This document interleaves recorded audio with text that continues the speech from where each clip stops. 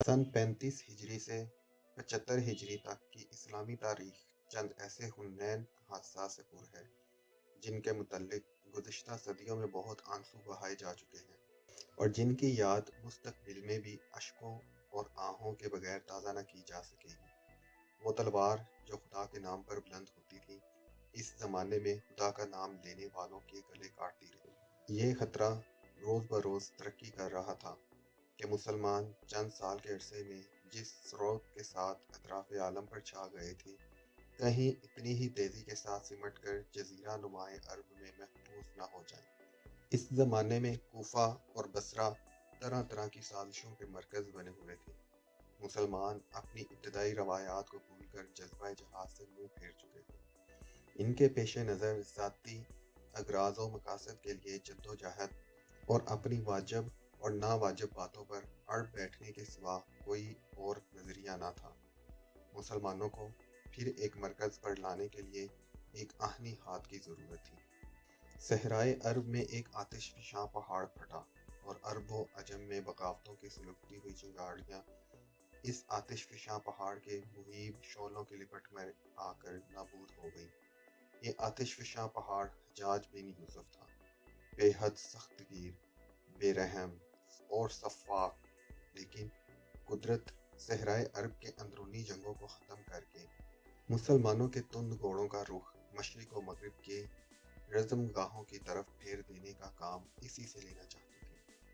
حجاج بن یوسف کو مسلمانوں کا دوست بھی کہا جا سکتا ہے اور بدترین دشمن بھی۔ بہترین دوست اس لیے کہ اس نے ایک پرامن فضا پیدا کر کے اسلامی لشکر کی پیش قدمی کے لیے 3 زبردست راستے صاف کیے۔ ایک راستہ وہ تھا جو مسلمانوں کی فوج کو فرغانہ اور کاشغر تک لے گیا۔ دوسرا راستہ وہ تھا جو مسلمانوں کے سمندر اقبال کو مراکش، اسپین اور فرانس کی حدود تک لے گیا۔ تیسرا راستہ وہ تھا جس نے محمد بن قاسم کی مٹھی بھر فوج کو سندھ تک پہنچا دیا۔ بدترین دشمن اس لیے کہ اس کی خون اشام تلوار جو شر پسندوں اور مفسدوں کی سرکوبی کے لیے بے نیام ہوئی تھی، بسا اوقات اپنی حدود سے گزر کر بے گناہوں کے گردن تک بھی جا پہنچتی تھی۔ اگر حجاج بن یوسف کا دامن مظلوموں کے خون سے داغدار نہ ہوتا تو کوئی وجہ نہ تھی کہ تاریخ اسے اس زمانے کے ایک عظیم الشان انسان کی حیثیت سے نہ دیکھتی۔ وہ ایک ایسا بگولا تھا جو کانٹے دار جھاڑیوں کے ساتھ گلشن اسلام کے کئی مہکتے ہوئے پھول اور سرسبز ٹہنیاں بھی اڑا کر لے گیا۔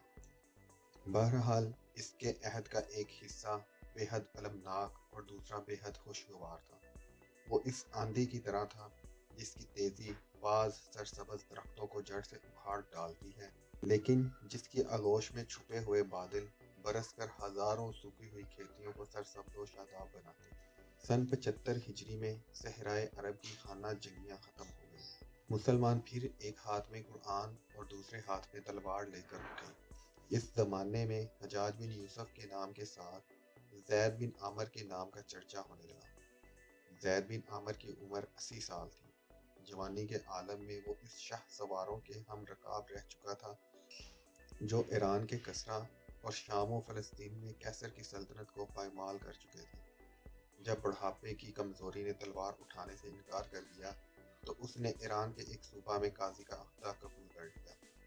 جب عرب میں شورش برپا ہوئی تو ابن عامر کوفہ پہنچا اور اپنی تبلیغ سے وہاں کے حالات سدھارنے کی کوشش کرنے لگا، لیکن اس کی آواز صدائے بالصحرا ثابت ہوئی۔ کوفہ کے لوگوں کی بے اعتنائی دیکھ کر ابن عامر بصرہ پہنچا، لیکن وہاں کے حالات بھی کوفہ سے کچھ مختلف نہ تھے۔ فارغ البال اور شرپسند لوگوں نے اس کی طرف توجہ تک نہ کی۔ نوجوانوں اور بوڑھوں سے مایوس ہو کر ابن عامر نے اپنی تمام امیدیں کم سن بچوں کے ساتھ وابستہ کر دیں اور اپنی تمام کوششیں ان کی تعلیم و تربیت کی طرف مبذول کر دیں۔ اس نے شہر کے باہر ایک مدرسے کی بنیاد رکھی۔ جب بصرہ میں امن قائم ہوا تو وہاں کے چیدہ چیدہ لوگوں نے ابن عامر کی حوصلہ افزائی کی۔ مدرسہ میں طلباء کو دینی کتب پڑھانے کے علاوہ جنگی فنون کی تربیت بھی دی جاتی تھی۔ حجاج بن یوسف اس بے لوث خدمت سے متاثر ہوا اور مدرسے کے تمام اخراجات اپنے ذمہ لے لیے۔ طلباء کو جنگ اور شاہ سواری وغیرہ میں پوری مہارت دلانے کے لیے بہترین نسل کے گھوڑے اور نئے نئے اسلحہ جات مہیا کیے۔ اور گھوڑوں کے لیے مکتب کے پاس ہی ایک شاندار استبل تیار کروا دیا۔ طلباء ہر شام مدرسہ کے قریب ایک وسیع میدان میں جمع ہو جاتے، وہاں انہیں عملی طور پر فوجی تعلیم دی جاتی۔ شہر کے لوگ شام کے وقت اس میدان کے ارد گرد جمع ہو کر طلباء کی تیز زنی، نیزہ بازی اور شاہ سواری کے نئے نئے کرتب دکھاتے تھے۔ سعید نے جب اس مدرسے کی شہرت سنی تو صابرہ کو خط لکھ کر مشورہ دیا کہ عبداللہ کو اور اس کو مدرسے میں بھیج دیا جائے۔ عبداللہ اس ماحول میں دن دگنی رات چگنی ترقی کر رہا تھا۔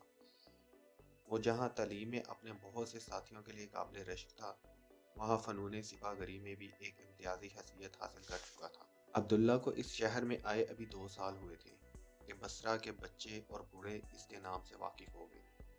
ابن عامر کی نگاہوں سے بھی اس ہونہار شاگرد کے جوہر پوشیدہ نہ تھے۔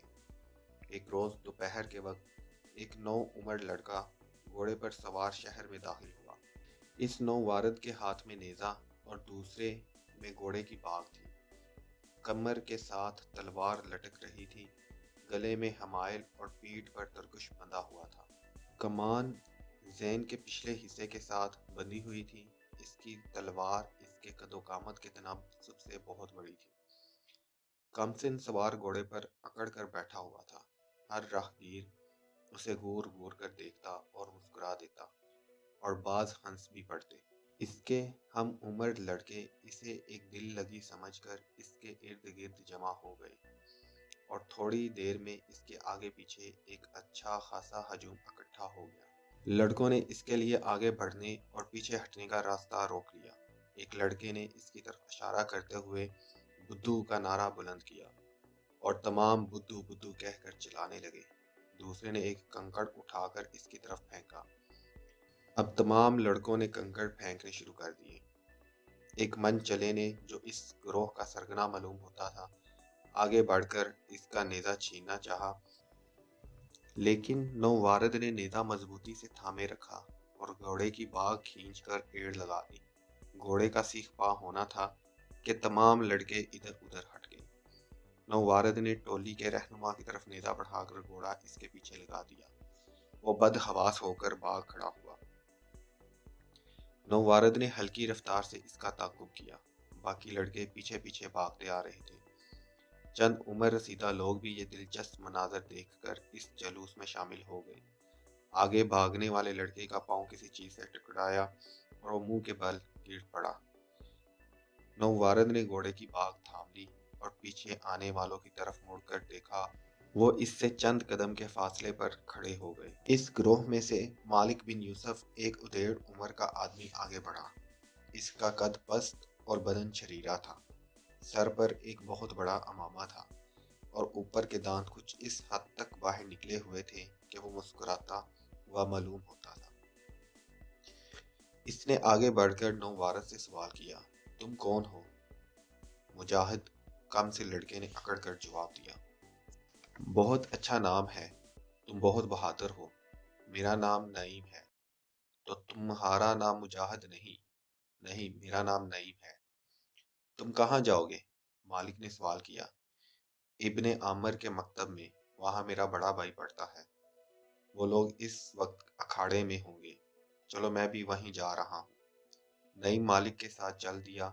چند لڑکے تھوڑی دور ساتھ دے کر مڑ گئے، اور کچھ نعیم کے پیچھے پیچھے چلتے رہے۔ نعیم نے اپنے رہنما سے سوال کیا، اکھاڑے میں تیر اندازی بھی ہوتی ہے؟ ہاں۔ تم تیر چلانا جانتے ہو؟ ہاں، میں اڑتے ہوئے پرندے کو گراس لیتا ہوں۔ مالک نے پیچھے مڑ کر نعیم کی طرف دیکھا۔ نعیم کی آنکھیں خوشی سے چمک رہی تھیں۔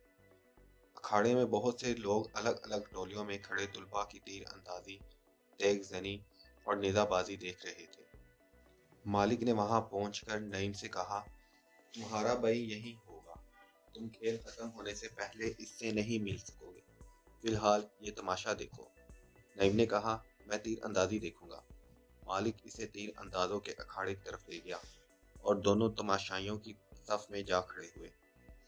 اکھاڑے میں ایک کونے پر لکڑی کا ایک تختہ نصب تھا، جس کے درمیان ایک سیاہ نشان تھا۔ لڑکے باری باری اس پر نشانہ لگاتے۔ نعیم دیر تک کھڑا دیکھتا رہا۔ اکثر تیر تختے پر جا کر لگتے، لیکن سیاہ نشان پر ایک طالب علم کے سوا کسی کا تیر نہ لگا۔ نعیم نے مالک سے پوچھا، وہ کون ہے؟ اس کا نشانہ بہت اچھا ہے۔ مالک نے جواب دیا، وہ حجاج بن یوسف کا بھتیجا محمد بن قاسم ہے۔ محمد بن قاسم؟ ہاں، تم اسے جانتے ہو؟ ہاں، وہ میرے بھائی کا دوست ہے۔ بھائی جان اس کے نشانے کی بہت تعریف کرتے ہیں، لیکن یہ نشانہ کوئی مشکل تو نہیں۔ مشکل کیا ہے؟ یہ تو شاید میں بھی لگا سکوں۔ ذرا مجھے اپنی کمان تو دینا۔ حجاج کا بھتیجا کیا خیال کرے گا کہ اب دنیا میں کوئی تیر انداز نہیں رہا؟ یہ کہہ کر اس نے نعیم کے گھوڑے کی زین سے کمان کھولی۔ نعیم نے اسے ترکش سے تیر نکال کر دیا۔ مالک نے آگے بڑھ کر شست باندھی۔ لوگ اس کی طرف دیکھ کر ہنسنے لگے۔ مالک نے کانپتے ہاتھوں سے تیر چھوڑا، جو ہدف کی طرف جانے کی بجائے چند قدم کے فاصلے پر زمین میں دنس گیا۔ تماشائیوں نے ایک پرزور کہکا لگایا۔ مالک خسیانہ ہو کر واپس ہوا اور کمان نعیم کو دے دی۔ محمد بن قاسم ہنستا ہوا آگے بڑھا، تیر زمین سے کھینچ کر نکالا اور آگے بڑھ کر مالک کو پیش کرتے ہوئے کہا، آپ ایک بار اور کوشش کریں۔ مالک کے چہرے پر پسینہ آ گیا۔ اس نے بدحواسی سے محمد بن قاسم سے تیر لے کر نعیم کی طرف بڑھا دیا۔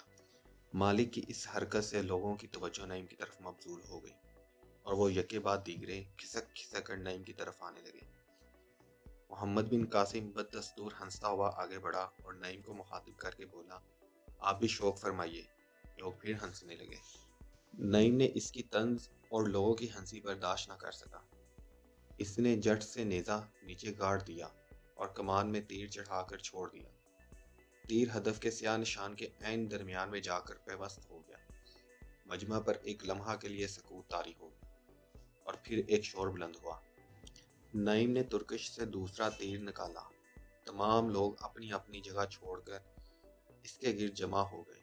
اس کا دوسرا تیر بھی عین نشانے پر لگا۔ چاروں طرف سے مرحبا مرحبا کی صدا بلند ہوئی۔ نعیم نے مجمع پر ایک نگاہ دوڑائی اور دیکھا کہ تمام لوگوں کی نگاہیں اس پر عقیدت کے پھول برسا رہی ہیں۔ محمد بن قاسم مسکراتا ہوا آگے بڑھا اور نعیم کا ہاتھ اپنے ہاتھ میں لے کر بولا، آپ کا نام کیا ہے؟ مجھے نعیم کہتے ہیں۔ نعیم؟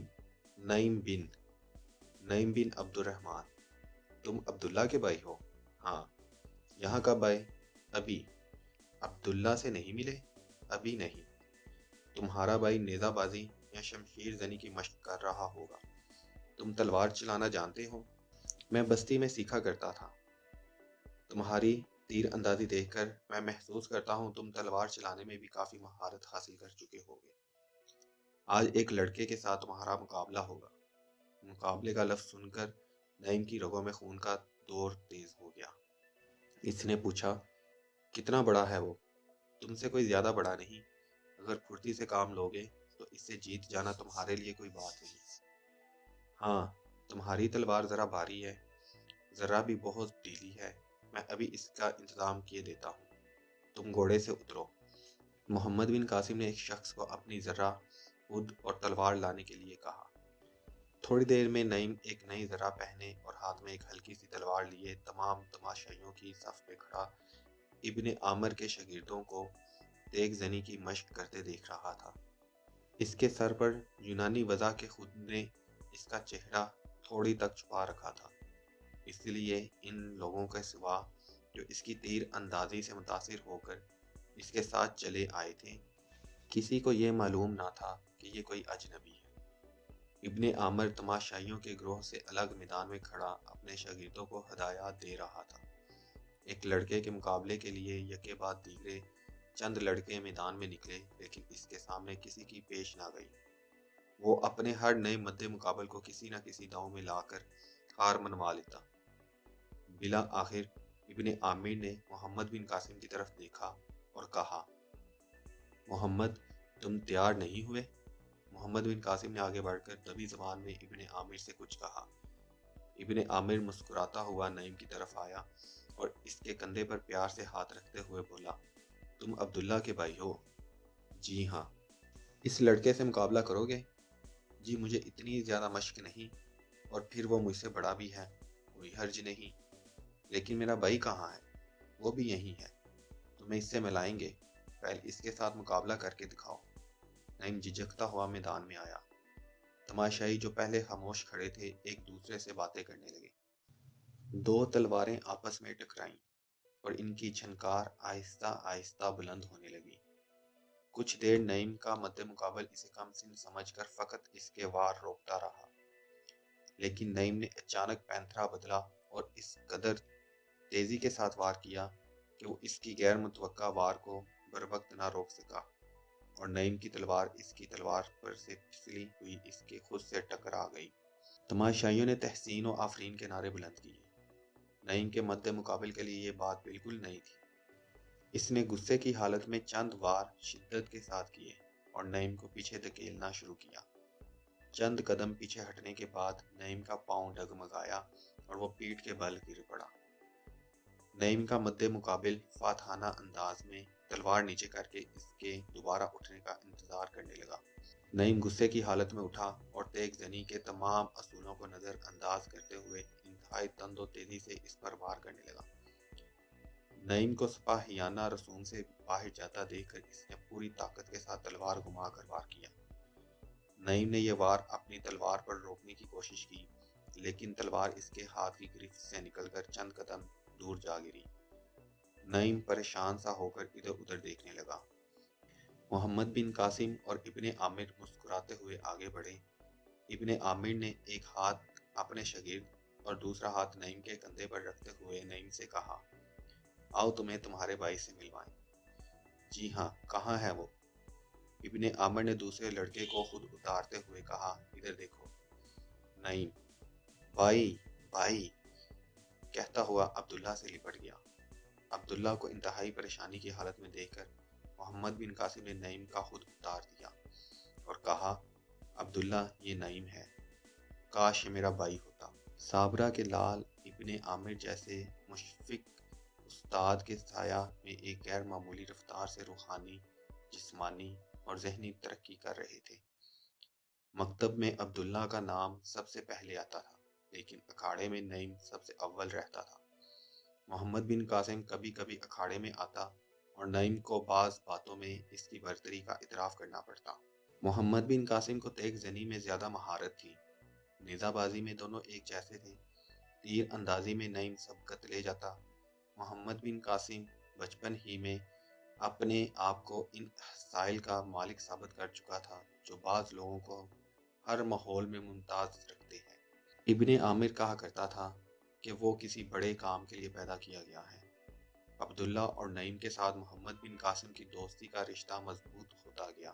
بظاہر محمد بن قاسم کی نظروں میں وہ دونوں ایک جیسے تھے، لیکن عبداللہ اس بات کو محسوس کرتا تھا کہ نعیم اس سے زیادہ قریب ہے۔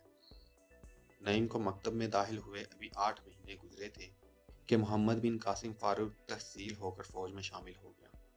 محمد بن قاسم کے جانے کے بعد مکتب میں نعیم کا ایک اور جوہر نمایاں ہونے لگا۔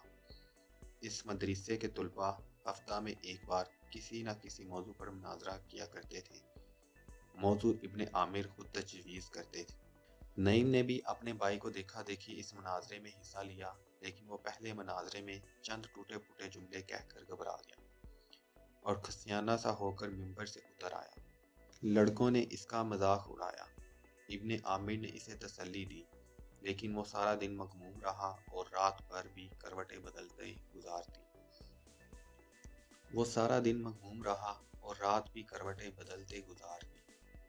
صبح وہ بستر سے اٹھا اور باہر چلا گیا۔ دوپہر تک ایک کھجور کے سائے تلے بیٹھ کر اپنی تقریر رٹتا رہا۔ اگلے ہفتے اس نے پھر مناظرے میں حصہ لیا اور ایک پرجوش تقریر سے سامعین کو محو حیرت کر دیا۔ اس کے بعد اس کی جھجک جاتی رہی اور اب بے تکلفی سے ہر مناظرے میں حصہ لینے لگا۔ اکثر مناظروں میں عبداللہ اور نعیم دونوں شامل ہوتے۔ ایک بھائی موضوع کے حق میں تقریر کرتا تو دوسرا اس کی مخالفت کرتا۔ شہر کے وہ لوگ جو اس کے جوہر دیکھ کر گرویدہ ہو چکے تھے، اس کی تقریروں میں بھی دلچسپی لینے لگے۔ ابن عامر نعیم کی رگوں میں سپاہیانہ خون کی حرارت کے علاوہ اس کے دل و دماغ میں ایک غیر معمولی مقرر کی صلاحیت بھی دیکھ چکا تھا۔ اس نے اپنے ہونہار شاگرد کے اس جوہر کی تربیت کے لیے ہر ممکن کوشش کی۔